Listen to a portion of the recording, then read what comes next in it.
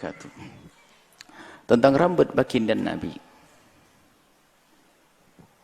Rambut baginda Nabi dimuliakan. Semua yang ada hubungan dengan Nabi dimuliakan. Sahabat Nabi sangat memuliakan segala sesuatu yang ada hubungannya dengan Nabi. Jubah Nabi, apalagi termasuk bagian daripada yang tumbuh pada Nabi seperti rambut, direbutkan oleh mereka.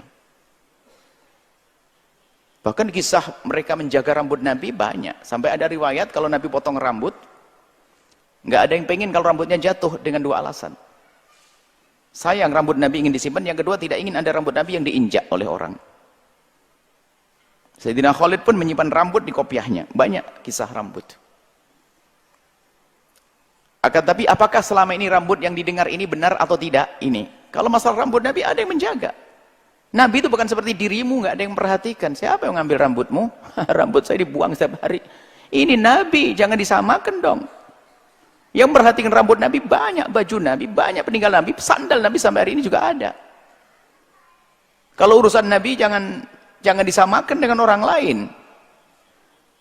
Nah, kemudian tentang rambut-rambut yang selama ini benar atau tidak, ini pembahasan lain. Jadi Anda jangan membatasi peninggalan Nabi hanya ada itu saja. Ini juga nggak dibenarkan. Karena apa? Yang perhatian kepada Nabi itu luar biasa. Semua sampai langkah Nabi, tingkah laku Nabi ini diperhatikan oleh para sahabat Nabi SAW. Wudhu Nabi airnya berebut. Baik. Nah, apakah benar atau tidak?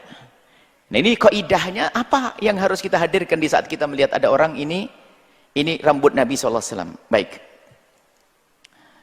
Kalau kita mempercayai, pertanyaan mungkin tidak kalau itu rambut Nabi. Setelah kita punya kaidah yang pertama, rambut yang perhatikan Nabi banyak, ya kan?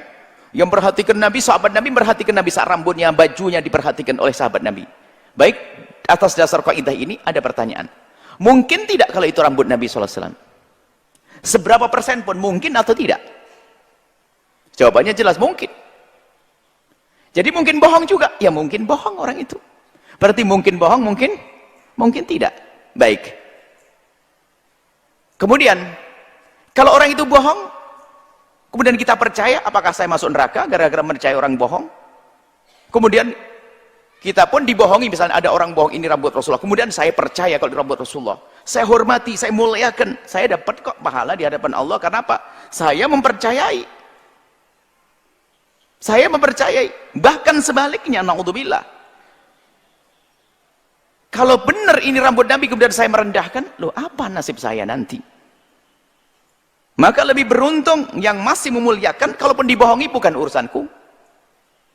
Urusan dia yang berbohong.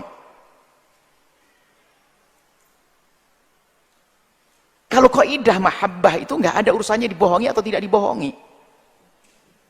Yang seneng duit, saya bicara duit. Dikasih kabar, duit palsu padahal senang dia nerima, apa enggak?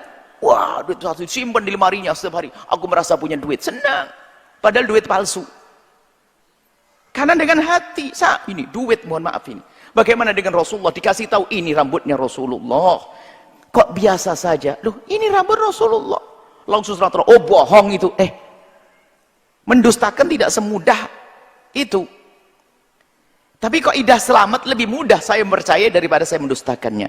Sebab apa?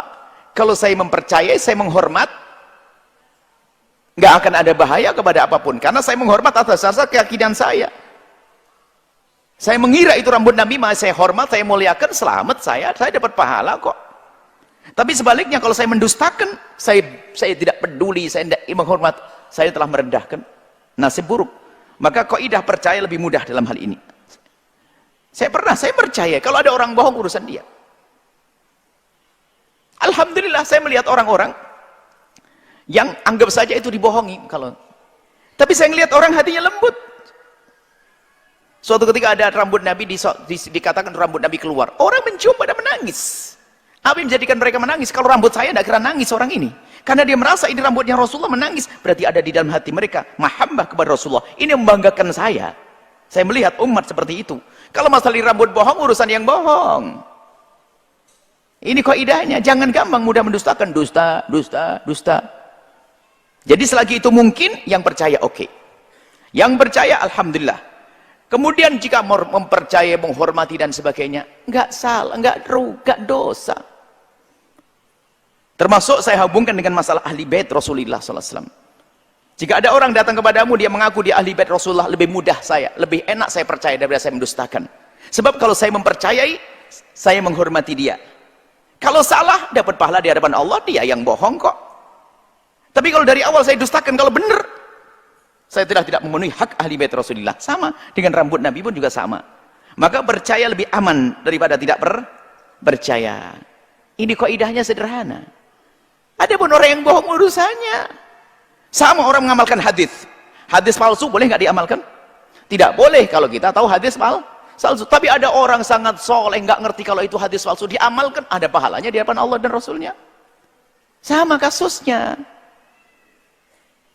Baik, rambut bukan kayak hadis, silsilahnya kan hadis. Kalau rambut nggak ada urusan amal dan sebagai urusan percaya. Kalau hadis kan ada silsilah buku hadisnya, rijalul hadisnya. Kalau rambut ya antara bohong dan tidak bohong. Tapi bagi kita lebih enak mempercayai, kemudian kita memuliakannya. Kalaupun tidak, kalau kita bisa muliakan mungkin dengan tetesan air mata, tanda hatimu ada cinta dengan Rasulullah. Selesai, sampai di sini kita sudah beruntung kok. Kemudian yang ketiga, bab mencium. Kalau atas dasar keyakinan, kalau kita tahu itu bukan rambut Nabi, kemudian kita cium, ya ngapain kita cium? Tapi kalau kita tahu dan kita yakin di dalam hati kita, atau percaya paling tidak, mempercayai yang belum percaya, dugaan kuat kalau itu rambut Rasulullah. Apa salahnya mencium? Dari mana ada mencium syirik itu? Mana ada mencium syirik? Mencium rambut Nabi syirik mana? Enggak ada mencium rambut Nabi syirik. Berita di mana? Memang ada yang menyebutkan Allah mencium rambut Nabi syirik. Mencium rambut Nabi tidak syirik. Mencium tangan Nabi tidak syirik. Mencium sesuatu yang dicium Nabi pun tidak syirik.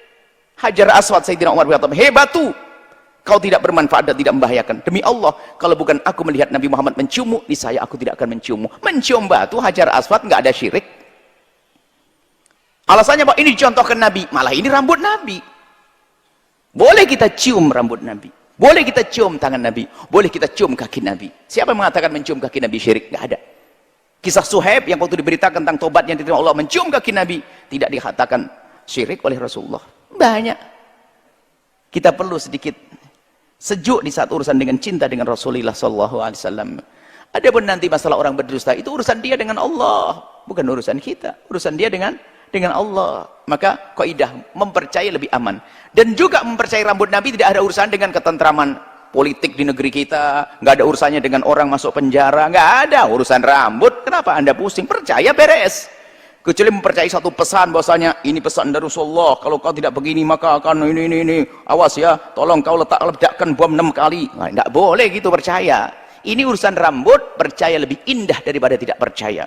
Kita mendengar berita ada rambut di Australia sana, mendengar ada di Yordan sana, kita lihat ada di Singapura sana, ada berita rambut, kita khusnudon, semoga itu benar. Kalaupun tidak benar, urusannya yang berbohong, tapi orang datang dengan cinta. Itu yang mahal, cinta.